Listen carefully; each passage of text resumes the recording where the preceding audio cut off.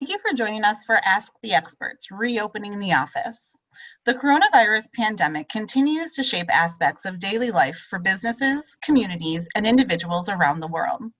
While many states, including Illinois, are beginning to reopen businesses, going back to work will be anything but business as usual. In this session, Association Forum subject matter experts will discuss critical issues pertaining to reopening a business. First, I'd like to introduce Jeffrey Brown, Chair of the Association Forum Board of Directors. Hi, Jeff. Hi, Sarah. Hello, everyone. On behalf of Association Forum's Board of Directors, it's my pleasure to welcome you to this important conversation. Earlier this year, Association Forum convened an Office Reopening Advisory Council of Experts to share insights with this community on considerations and practices for reopening our facilities. We're pleased to host this program to share aspects of the Council's work to help our members weigh the many aspects of reopening. Every association situation is different, so this program is meant to walk you through some of the considerations that you should be thinking about as you go through your own plans. Before we begin, I'd like to thank the members of the Council for sharing their expertise with us. I found the dialogue to be insightful and extremely valuable. It's now my pleasure to introduce Tom Dolan, President Emeritus of the American College of Healthcare Executives, who will facilitate today's discussion. Welcome, Tom. Thanks, Jeff, and welcome everyone. It's a real pleasure to be with you and such a distinguished panel. What you're going to get today are the highlights of a much more extensive report that you'll be receiving, and Sarah will talk about that at the end. But again, each of us are going to speak for a few minutes on areas that we have special expertise in, and it should be a fascinating program. I'm going to kick it off by talking about some governance and membership perspectives. I think the first perspective to give you is that there will be naysayers. Whatever you decide to do, there will be people that will disagree with it. I think the important thing is to do what you think is right and get the majority of individuals, certainly your board and the membership, to agree with you. And the first tip I give you is have 3 to 4 reasons why you're going to do what you're going to do and be able to provide some data. For example, if you've decided you're not going to reopen the offices until January 1 of 2021, first of all, provide some positive data. Things are going well. All the members are being served. Also talk about the reasons why you're not reopening. Maybe, for example, COVID has become a hotspot in your area, or public transportation is overburdened and it's a problem for your employees to get to work, or the school situation, which is obviously in great flux. All these things might contribute. And so it's very important in 3 or 4 points to state why you're doing what you're doing and provide some data to support that. The second suggestion I would give you is to continually confirm to your members what you are providing them with and how they can reach you. Again, out of sight, out of mind. This is not a time to hold back on communication to members. And many of you are providing even more services than you have in the past. So I think at the minimum, I would say weekly, tell the members what you're making available to them and how it's going to be provided to them. And also reassure them that they can reach you in all the ways they used to. This is not the time to say, well, we're not going to, answer phones anymore. You have to contact us by email or by text. Members expect to be served the way they've always been served. So you have to make sure that they have ways to communicate with you that meet their needs. The third and final point, and obviously every CEO in the room will agree with this, is that you need the support of your board. You may have 1 or 2 naysayers, but the board really has to support your decision because they're the representatives of the membership, they're your employer, and they have to agree with you. So you might want to start off by running those 3 to 4 reasons why you're going to do whatever you're going to do by them and give them a chance to say, well, I don't totally agree with this, or you need to strengthen that. But again, you need your board support. So in summary, 1, have 3 to 4 good reasons why you're doing whatever you're doing. Support that with data. 2, continually communicate with your members on what you're providing them with and that they will be able to communicate with you in all the ways they have in the past. And finally, make sure you have full board support in what you're doing. So that's my suggestions from the governance and membership perspective. Now, Jed Mandel will talk about it from the legal perspective. Jed? Thanks, Tom. Jed Mandel here. As many of you know, I'm general counsel to the association forum. And in my practice, I represent probably hundreds over the years, multiple hundreds of various trade and professional associations. So just building on what Tom has said, not only do you have to think about your membership and your board, but you need to think about your employees, protecting them and protecting your organization from unnecessary liability. There's been a lot discussed recently, if you're paying attention to what's going on in Congress and various of the follow-on COVID relief packages, that many in Congress are thinking there ought to be limited liability to employers for reopening their businesses. We'll see if that happens. In the meantime, the operative statute is the OSHA General Duties Clause, the Occupational Safety and Health Administration's General Duty Clause, which says in simplest words that each employer needs to furnish to each of their employees employment and a place of employment free from recognized hazards. So the key here is free from recognized hazards. Well, guess what? Exposure to coronavirus is a recognized hazard. And I don't think there's any way that an employer can absolutely insulate themselves from potential liability. But there are some things that all employers should do to mitigate those risks. And again, building on what Tom has said, some of that is just reaching out to your employees and getting their input, making sure they're as comfortable as reasonably possible to your plans for reopening the office. It also means you're reviewing and staying on top of your policies for working remotely. And what do you need to have in place if that's going to continue beyond the current period into the indefinite future? But to the degree that people are coming back to the office, you need to think about mitigating factors. Should you be having your employees mandatorily wear masks, staying 6 feet apart? Will you have rules in the office, for example, for no more shared coffee pot, no more, breakfast buffet on certain days of the week, and those kinds of things to, again, mitigate the risk of exposure. A lot of employers are having their employees fill out a questionnaire every day, or at least represent every day that they are taking their temperature, that they are free of COVID-related symptoms, like a temperature, like loss of smell, et cetera. And the employees are making that representation every day. Some employers are thinking about taking temperature. As you know, not everyone who has COVID is going to experience a temperature. So that by itself is probably not going to be enough to insulate you. But each employer needs to kind of figure out for themselves what they can do. To the degree that you're adopting new policies, as I'm encouraging you to do for opening the office, you need to do an extraordinarily good job of communicating those policies to your employees and having them acknowledge those policies. So if the policies are they have to wear masks, and you can impose that on your employees, you should publish that policy to them and have them acknowledge that's the case. There's some other things to think about. Again, some of this is legal, some of it is just good business practices to consider. Should you be staggering shifts and have people work on certain alternate days such that if someone does get sick and you're contact tracing, the relatively small group of people that exposed, it's not the entire office that was exposed, so you have to completely shut down again. To the degree that you are contact tracing, you need to think about privacy issues. You certainly have an obligation as an employer to let other employees know that there is someone they've come in contact with who has been exposed to COVID or has COVID. You can't tell the employees, and you shouldn't tell the employees who that person is and what the nature of their illness is. Obviously, some other things to think about, managing travel in the future. Employees are going to be getting on airplanes, traveling to other destinations. What are your policies and practices for either requiring them to do that, not allowing them to do that? When they travel, are they going to be required to self-quarantine when they come back? Things like that.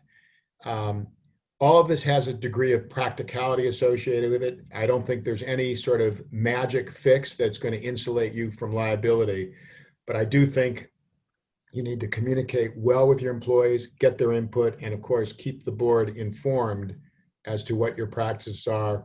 Not necessarily have the board establish your personnel practices, those we want the board's awareness.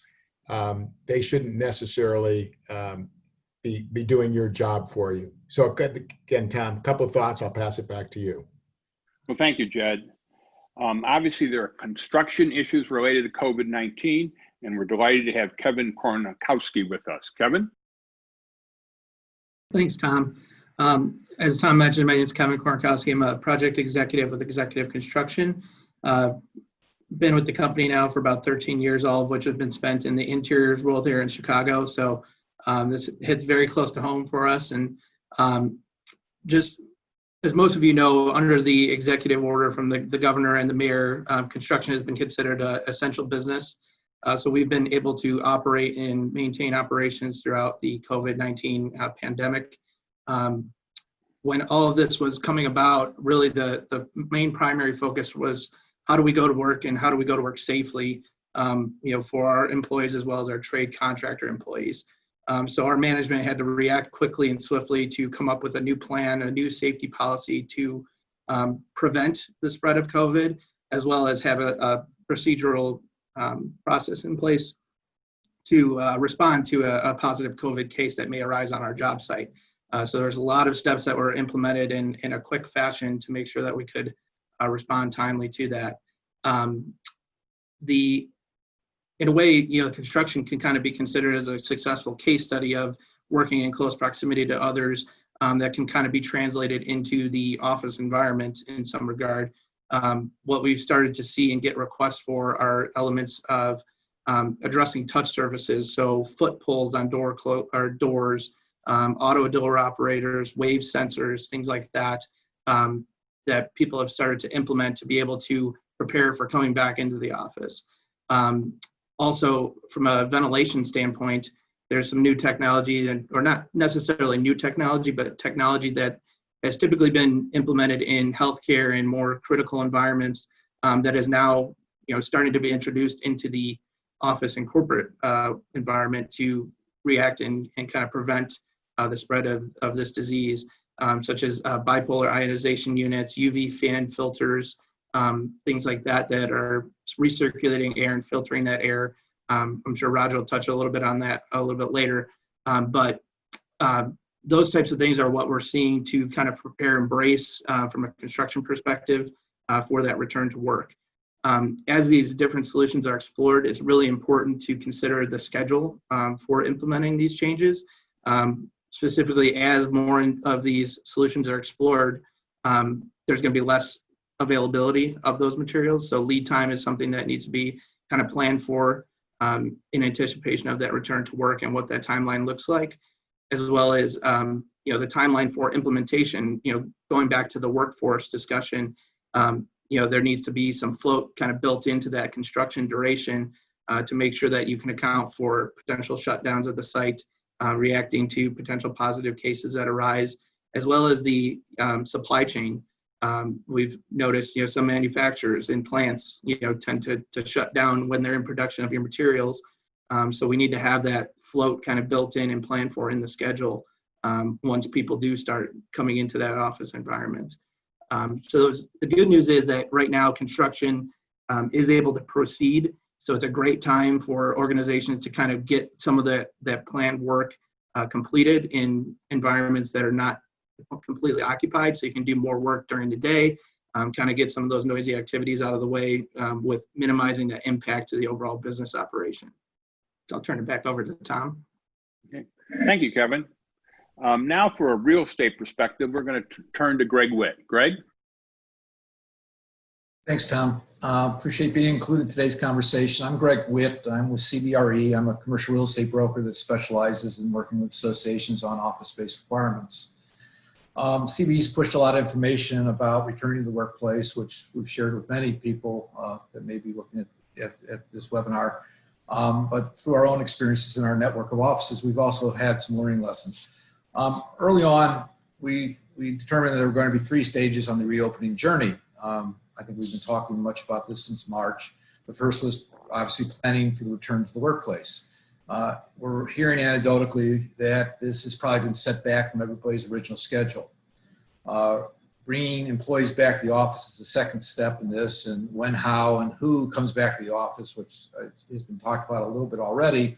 But anecdotally, I don't know if people realize only about 8 to 10% of workers have actually returned to downtown office buildings.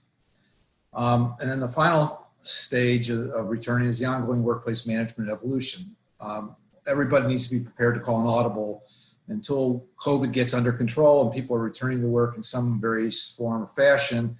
It may be required to change directions and change gears. So everyone should be prepared for that. Whatever happens, there are 4 guiding principles that we should follow when returning to our office. Number 1 is safety. The safety of all our stakeholders must guide any of your decisions. Second is compliance. The public health organizations and government agencies should guide your planning and implementation. Collaboration. Returning employees to the workplace requires expertise from across all your organization's department, whether it's human resources or management or finance or your boards. And then the 4th guiding principle should be agility. Stay ready to adapt and respond to the changing environment. Kevin talked a little bit about facility readiness, but what modifications you need to make or have you made to prepare for physical distancing and other expert recommendations. One of the things that we're advising our clients is not to spend money on a permanent solution until we get this under control. Things can be very expensive, and you just need to be ready to do what's right for those that do return to the office. Next, we advise you to understand your landlord and what they're doing at your building. Those of you that have returned to office buildings have seen a lot of changes in the way you enter the building, the way you get into an elevator, limitations on the number of people that go into the elevator. Understand, and I know Raj is going to talk about the HVAC systems and increased fresh air and the importance of that, but you should talk to your landlord about those issues. Extra cleaning and janitorial requirements based on the impacts of COVID on the workplace. And then know that landlords are restricting building amenities. Physical distancing is going to require limitations on the fitness centers, the parking lot, any kind of food service, tenant lounges, and conferencing facilities that may be in the building. And then finally, just always keep reviewing your lease for office space if you're in a leased environment. See what the landlord must provide and what might be an extra cost to you. We also just want to remind you, and I think Tom mentioned this in his remarks, is communicate. Be open and honest about what is occurring to all your stakeholders, whether they're your employees, your board, or visitors. It's new territory for all of us. And I just want to, as I conclude my remarks, we, CBRE's nonprofit group, we surveyed Chicago area nonprofits and associations back in June. We sent surveys out to about 500 Chicago-based nonprofits. About 49% of those were based in the CBD, with the balance either in the suburbs or non-urban CBD Chicago. Just a couple of interesting facts. Prior to COVID, 14.6% of our respondents did not have a remote work policy, but today 90% said 90% of those said they will now modify their policy post-COVID. 92.7% of respondents, all respondents, plan to modify the remote work policy to allow for greater frequency or flexibility. The number 1 factor in order of importance for CBD-based groups in deciding when or how to reopen their office was employee travel to the office place. That is public transportation and commuting issues. 2/3 of CBD respondents said that was the most important decision factor they were going to make in making a decision about reopening their office.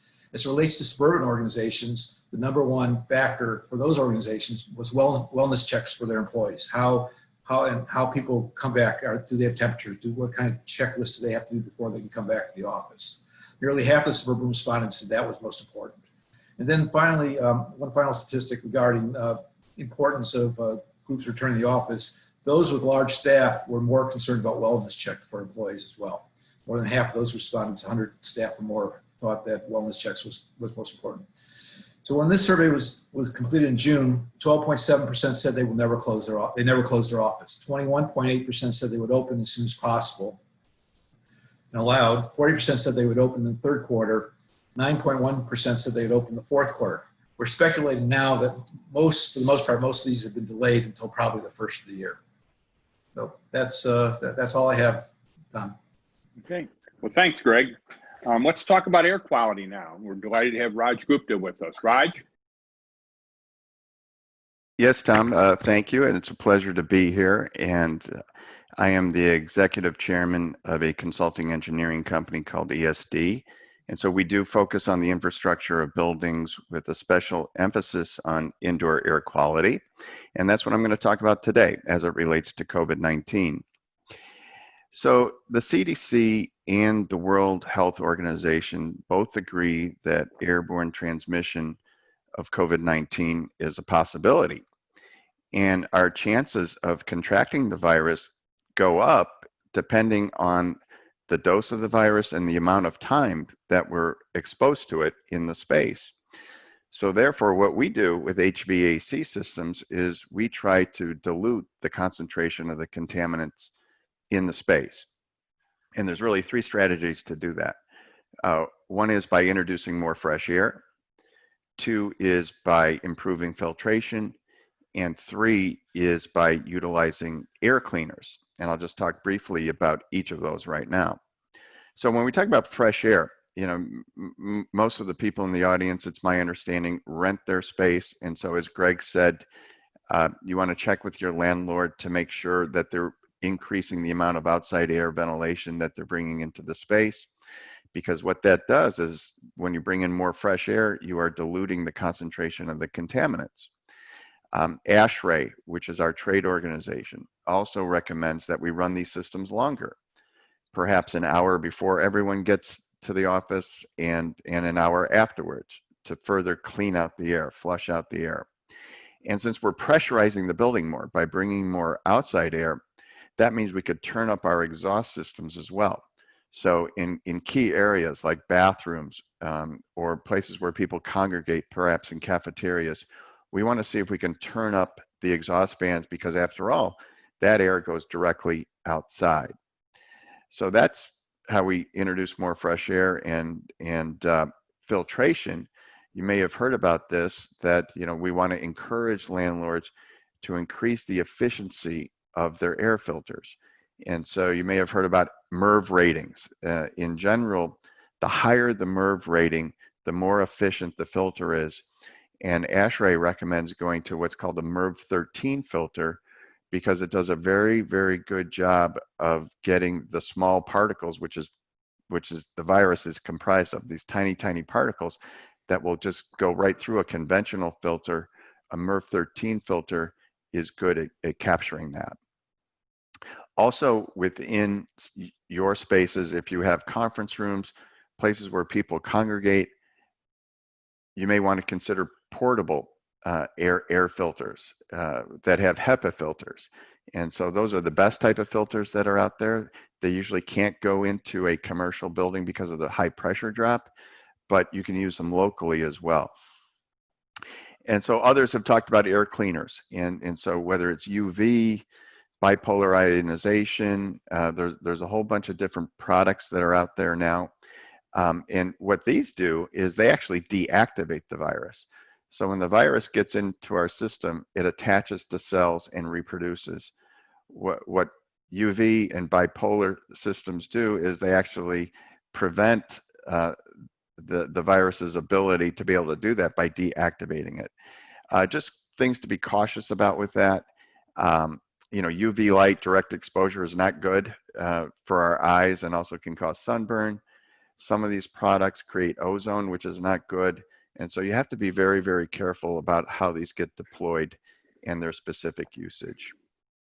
And so finally, one thing I want to conclude with is on things to ask the landlord is to make sure that their HVAC system is commissioned, because we go into a lot of buildings where certain sequences have been disabled.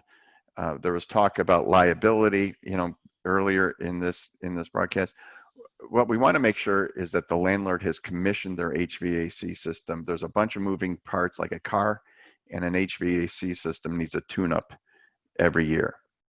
So I hope this has been helpful by giving the audience some recommendations on things to look at when they go back into their space. Thank you, Raj. We've talked about construction, we've talked about air quality. Let's turn to design. We're delighted to have Michael Berger with us. Michael? Thank you very much, Tom. My name is Michael Berger. I'm the director of the interiors group at GREC Architects. We focus a healthy amount on the workplace world. And so we've obviously seen a lot of questions and had a lot of inquiries over the past few months as to how to address things. And there's a couple different aspects with which we look at it. There are some things that in a way are easy from a planometric standpoint, or things that you can put in place and execute in order to make the space, make your space safer to work in. Those types of things come along in the form of the 6-foot planning radius. So just like the social distancing, but as we start to think about a 6-foot distance in between employees, those in some workstation instances are more challenging to do because we've been in a time where we're compressing workstation sizes smaller. And so when you get below the 6-foot dimension for a workstation, you then maybe are not able to have people sit adjacent to each other.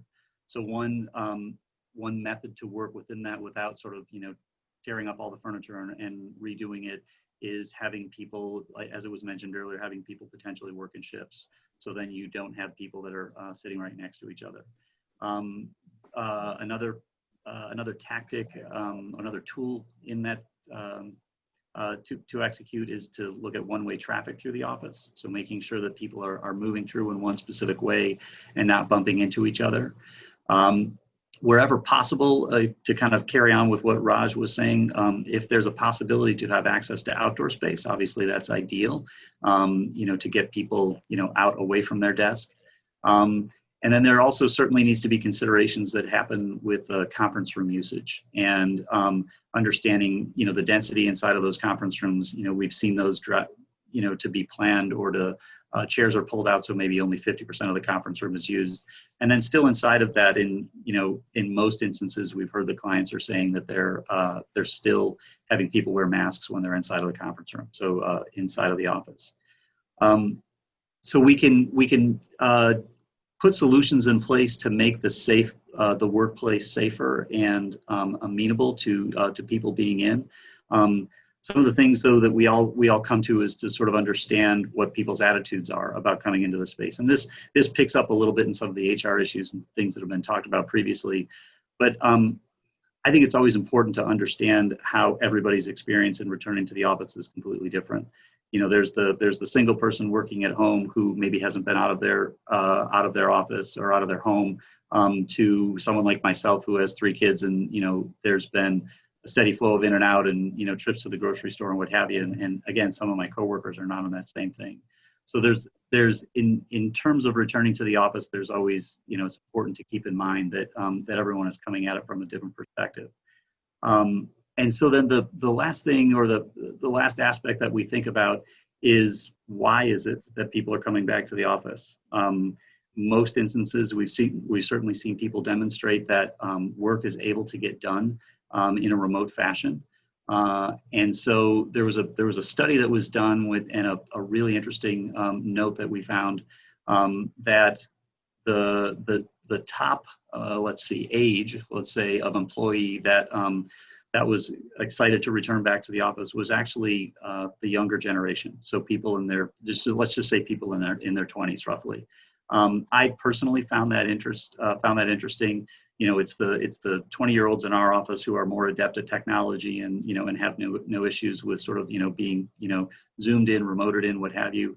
But really the underlying reason behind that was the ability to come in and do collaborative work, the ability to come in and have get a mentoring aspect, because that 20-year-old, if they're anything like my teenager, they may give the impression that they know everything, but ultimately they figure out that they don't, and so so they understand that being in the office, that there's the value of getting mentorship from somebody else. And so the things that we talked about in terms of distancing inside of the workstation, still wearing the masks if you can't be within inside of that 6-foot distance, those are the things that the office will still be around for. I think from a real estate standpoint, some questions are, do we need an office anymore?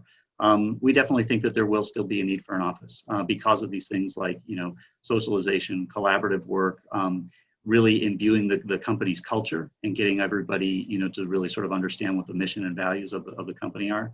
And then also for that professional development.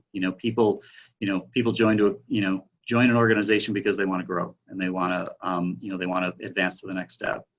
And so we certainly see that there are limitations in doing all of that virtually, but live and in person certainly gives a better tool for that to happen. Thanks very much, Tom. Okay, well, thank you, Michael.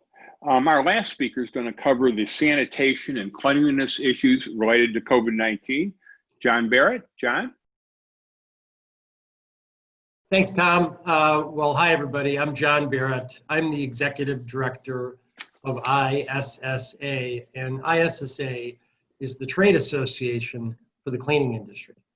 We've got about 105 member countries with over 10,000 organizations.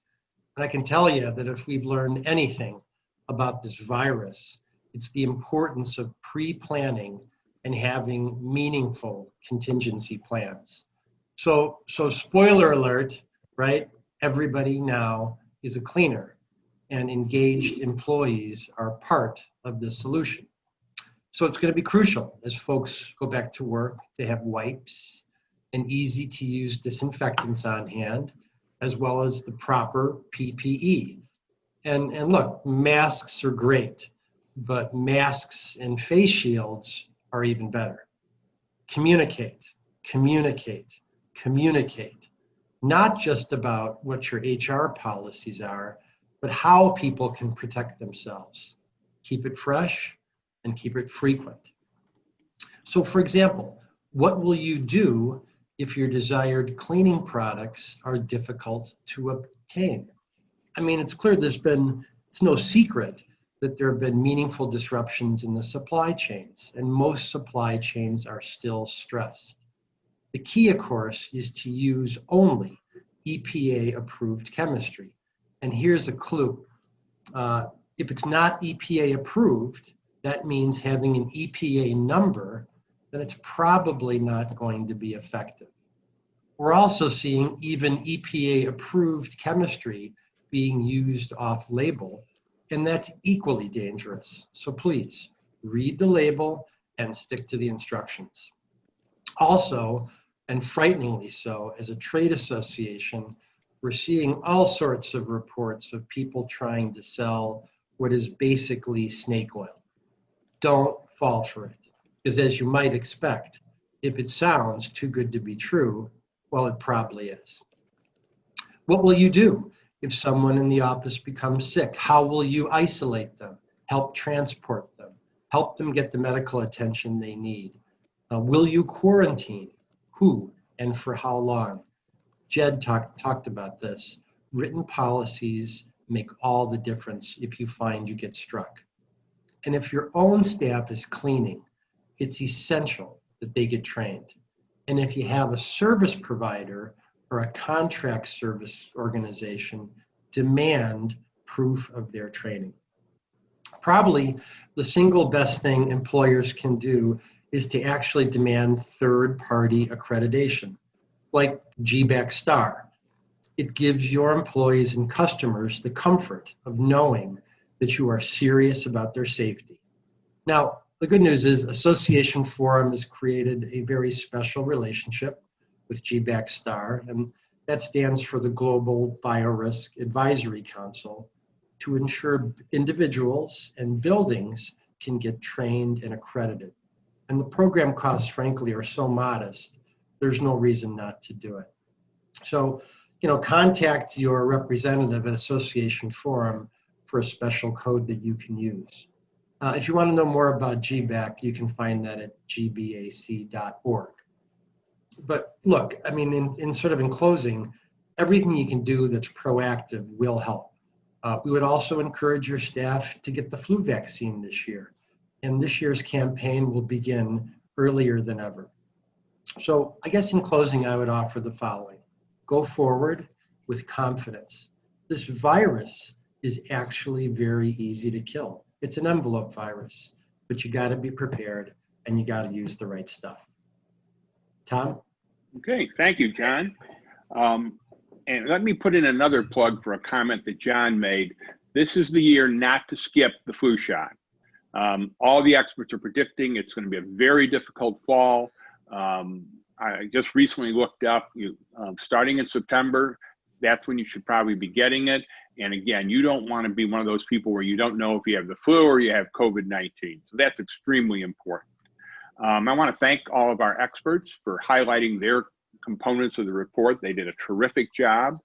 But again, it's really important to read that report. There's more information than we were able to cover in today's short broadcast. In addition, there's a lot of references. Obviously, what does the CDC have to say is extremely important. And those references are in the full report. Clearly, as our expert said, we're in this for the short haul and the long haul. There are certain things, obviously, we have to do immediately whenever we open our offices, but we don't know how long this is going to last. Again, this is a difficult virus. We don't know what the lifespan will be, and we'll continue to work on that, but we don't have a vaccine as of now. So again, it's important to take the advice of these experts and implement them in your settings. But I am convinced that at some point we will be together. We'll get through this together, and I'm looking forward to seeing all of you. Sarah, I'll turn the microphone back to you now. And thanks to all of today's panelists. As Tom mentioned, you can access the Reopening the Office Guide at associationforum.org/ignite. We know that in times like these, information is changing daily. Association Forum is dedicated to keeping you up to date on this very important initiative. Please send us your questions at membership@associationforum.org. Our experts will answer your questions through webinars, blogs, and other future communication channels. Thank you for joining us today. See you next time.